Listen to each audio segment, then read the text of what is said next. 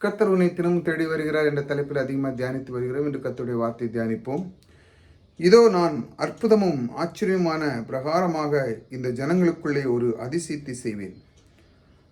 அதிசயம் செய்கிறவர் நம்மோடு கூட இருக்கிறார். அதை முதல்ல நீங்கள் மனசில் வச்சுக்கணும். எப்பொழுதும் அவர் நமக்குள்ளே இருக்கிறார். அதிசயம் செய்கிறவர், அற்புதம் செய்கிறவர், துணி செய்கிறவர். இந்த மாதிரி காலையில் எழுந்த உடனே உங்களுடைய நாவில் இது வர வேண்டும். அற்புதம் செய்கிறவர் என்று என் கூடவே இருக்கிறார்.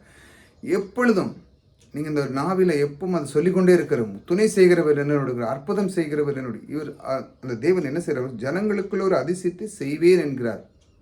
இஸ்ரேல் மக்களுக்கு எப்பொழுதும் ஏதாவது ஒரு அதிசயம் காட்டுகிட்டே இருக்கணும். அவங்களுக்கு அப்படி செஞ்சாதான் அவங்க ஆண்டவர் இருக்கார் அப்படின்னு நினைத்து கொண்டே இருப்பார். ஆனால் தேவன் எப்பொழுதும் அவங்களுக்குள்ளே உலாவி எல்லா காரியத்தையும் அவர் செய்து கொண்டு தான் இருந்தார். ஆனால் அவர்களுக்கு புரியவில்லை. ஆனால் இப்பொழுது நீங்கள் தேவனுக்குள்ளே புது சிருஷ்டி ஆக்கி நீங்கள் தேவனுக்குள்ளே வந்ததினால் அவர் நம்முடைய பாவங்களெல்லாம் கல்வாரி சிலுவையில் நீக்கி மீண்டும் நம்மளை சுத்திகரித்து ஏற்றுக்கொண்டு இப்பொழுது நாம் பாவக்கரையிலிருந்து நீக்கி நீதிமான ஆக்கிவிட்டார். இப்பொழுது நமக்குள் அவர் வந்து இருந்து எப்பொழுதும் அதிசயம் செய்கிற உள்ளுக்குள்ளே இருக்காருங்க.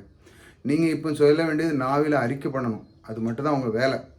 தேவனுடைய வசனத்துக்கு கீழ்ப்படிந்து நீங்கள் விசுவாசத்தை வளர்த்து கொண்டு தேவனுக்குள்ளே இருக்கும் பொழுது இந்த மாதிரி காரியங்கள் உங்களுக்குள்ளே நிகழ ஆரம்பிக்கும். எப்பொழுது ஜனங்களுக்குள்ளே அதிசயம் செய்வேன், அதே போல் நீங்களும் ஒரு ஜனங்களுக்குள்ளே மற்றவர்களுக்குள்ளே அதிசயம் செய்கிறவர் உங்களுக்குள்ளே இப்போ இருக்கார். இப்போ நீங்கள் செஞ்சீங்கன்னா கண்டிப்பாக அவருக்குடைய அந்த சுவிசேஷத்தை நீங்கள் நிறைவேற்றுங்க.